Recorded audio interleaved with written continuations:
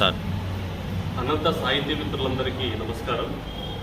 రేపు ఉదయం 10 గంటలకు ఉపాధ్యాయ భవన్లో ఇక్కడ స్థానికంగా నొలంబవాడి పుస్తక పరిచయ సభ జిల్లా రచయితల సంఘం ఆధ్వర్యంలో నిర్వహిస్తూ ఉన్నాం.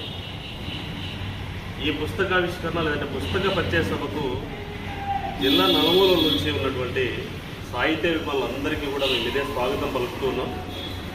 నొలంబవాడి అనేది హేమావతి రాజధానిగా చేసుకొని నొలంబులు దాదాపు 2 శతాబ్దాలకు పైగా పరిపాలన చేసినటువంటి చరిత్రని ఒక పరిశోధనాత్మకంగా చాలా లోతైనటువంటి నిశిత పరిశోధనతో సిద్ధగిరి శ్రీనివాస్ గారు ఒక అద్భుతమైనటువంటి పుస్తకాన్ని తీసుకొచ్చారు. మరి ఆ పుస్తకాన్ని అనంతపురం నడిబొడ్డున పరిచయం చేసుకోవాల్సినటువంటి అవసరం ఉంది. ఎంతోమందికి ఆ పరిశోధన ఒక మార్గదర్శి